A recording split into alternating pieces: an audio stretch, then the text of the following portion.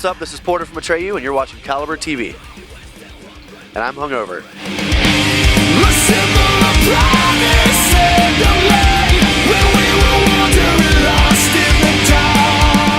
What's up? You're here with CaliberTV. I'm here with Porter from Atreyu. Howdy. I can't believe I'm saying that. Wow, I'm so happy to see you guys. You know, last time I saw you guys here with Baltimore, 2010, on your headlining tour. How's everything been?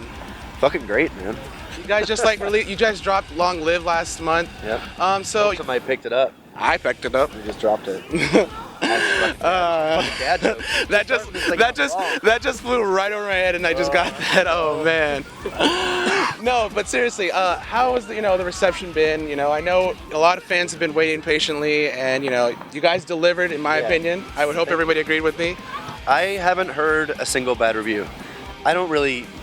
The only way that I see reviews or have any sort of connection to that is through people like you or people that I meet. No one's ever said it's been bad. You know what I mean? I don't sit here and read reviews from people that sit in their basement and write all these things, do album reviews. I don't do that sort of thing. I just like to let people, if they reach out through Instagram or Twitter to me or Facebook or whatever, and that's how I've done it. And everybody fucking loves it. So I'm pretty stoked because we love it. And that's, the first step. Now, let's go back a little bit a year ago. You guys, announced your reunion, and then you guys played a handful of shows. Going into the rehearsal, how would you compare the rehearsal for this tour, where you guys obviously have new songs, to your rehearsal that you did when you guys first got back together? How was the general vibe? And, you obviously kind of have to shake the rust off a bit. Back then, we hadn't played those songs in 4 years, Yeah. And it was shockingly, a lot of it was muscle memory. You're okay, we rehearsed ourselves, and then we get together. You're like, oh, fuck, this is really easy. And you just kind of you just start playing it again. X's and O's, I never fucking forgot that. You know what I mean? Mm-hmm. So that was kind of an interesting thing. And now it's just, we're trying to add, with 3 or 4 new songs in this, and we'll probably start adding more in the future. And those are just fun to play. It's always a real treat to start playing those songs live, because we don't play them live before we record it. So, me and Dan and Brandon, or Travis as well, we'll get together, we'll write all the music for a song, and we just do it with guitars. We don't do anything, and then Brandon records the drums, and we record it in layers. So they're never actually played live till after the fact. So that was kind of fun to just play Start to Break, or Do You Know Who You Are, all that sort of stuff. So you guys released, Congregation of the Damned 6 years ago, and then you guys kind of had all that break. I don't know, how was writing for Long Live compared to, your previous release, Congregation of the Damned? I think it was, we were all so stoked to be back and to do it again. And it's not that we weren't when we wrote Congregation, it was just, dudes have been doing it a long time, I've been doing it, I've been in the band since 2004. They've been at this since the birth of it in, 97, 98. So we were just kind of taxed, and we weren't doing it to do it, but it was the label's you gotta go do a new record now, it's record time, and we'd already toured and we had no break, so we were just kind of and we just wrote a fuck ton of songs, and we're really overthinking those Congregation record. We were really going through and picking apart each little thing and just kind of overthought that record. Whereas this one, the nicest way possible, we just shat it right out. You know what I mean? We got together, we're we want to write a heavy record, that's it. We don't want to we never went with I want to rewrite the Curse or anything like that. We just wanted to write a heavy record. So we get together and the songs just started pouring out of us. We would write 2 or 3 songs in a day sometimes. We wrote, the first song we wrote was So Others May Live, and then Reckless, and When the Day Is Done. We wrote those 3, I think, were the first ones we did. And we wrote 6 or 7, recorded those 3 in the summer, and with our producer Fred Archibald, just to see what it was like working with him and to record again, and it was fucking awesome. It was really fun. So then we wrote more all fall, and just slowly, whenever we wanted to, there was no stress. The label honestly didn't even hear anything till the record was almost done. They were never songs have to be this way, no one's pressuring us to do anything, they just trusted us. So that was a nice feeling. And then we in December we recorded 6 songs. I think it was 6 songs, maybe it was 5 songs, 5 or 6 songs. And so we did all that. It was fucking awesome. It sounded fucking phenomenal. It was great studio, great everything. And then we had a week and a half to write 6 songs. We're all just kind of fuck, that's not much time. We just had almost a year to do all of this, but how are we going to do that? We had a week left.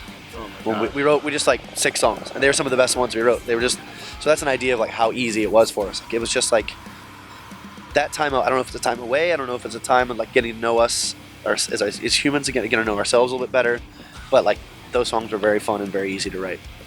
I see. Now, which songs in particular took the longest to come together? I could say none of them. Oh, none of them. Yeah, Oh, they none just of all. I guess you're right. They just kind of taped together in the studio. Yeah. So I guess like in general in the studio, which kind of like song kind of, I guess was, just any stories behind any particular songs that you maybe had a like little rut in saying, oh, I don't know if I want, maybe I'll just revisit this later or.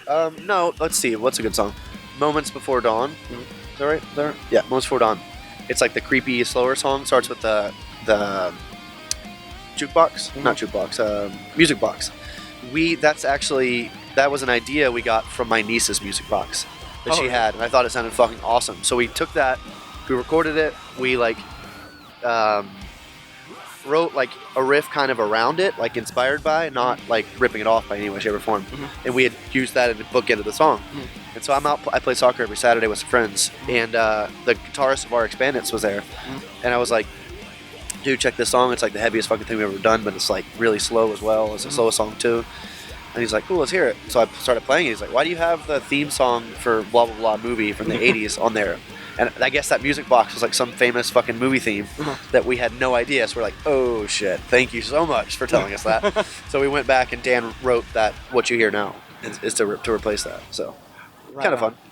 Right on. So going back to the record, to you personally, what does the term long live mean to you? Oh, I think it's like a rebirth sort of thing. Like it's just, in the video especially, like one that I wrote around was like around that, like we're not going away anytime soon. And when we left this and stopped doing it and hit the pause button, we all knew it would come back eventually, and we didn't realize how much this band really is a part of us. You know what I mean? So I don't think we might, stop playing after, this tour. It could be another 2 or 3 years, but it'll always come back. I'm not saying we're not, but you know what I mean? Like, don't have to worry. This will always exist. So going to the live show, you guys obviously had another new record to support. How do you go about, with this new batch of songs? How do you go about picking the songs to add to a set list? There's the hits. Like, I've never not played Right Side of the Bed ever since I've been in this band. Lip Gloss is going to be there. Bleeding Mascara is most likely going to be there. Blow, if you want to hear it, Crimson, same shit. So we have those staples. We play songs like When Tour One. That's my favorite song I think we might have ever written.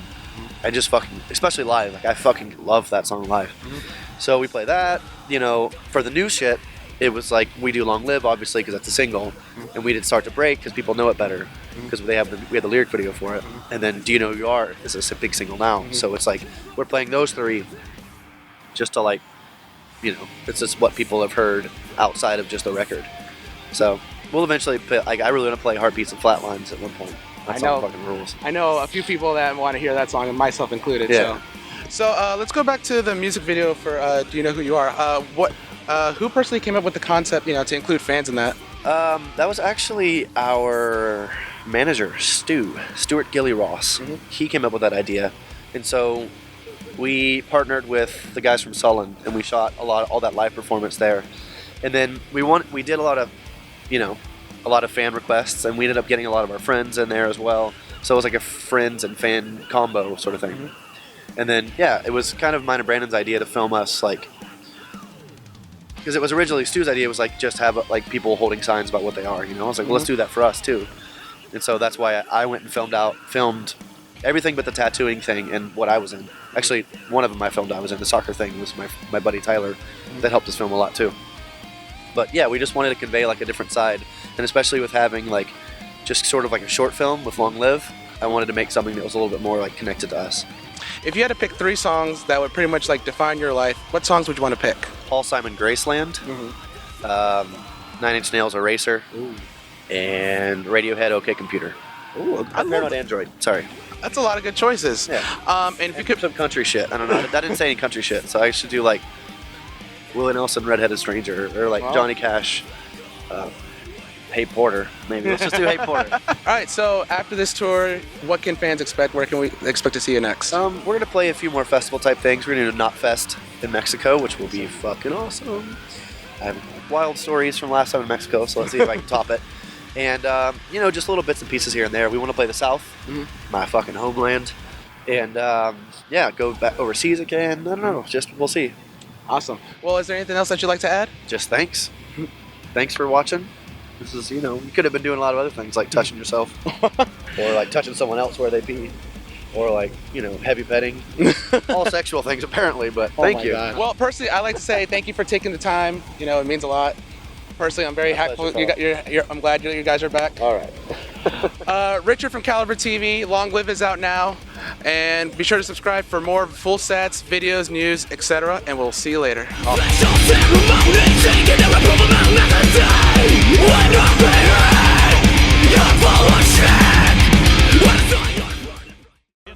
So on that tour, you guys were playing a brand new song called The Realist. It features a jazzy bass solo from Scott here. What fans can expect from the new album? Nothing you've heard from us before, actually. Yeah, it's, well, the way I like to put it,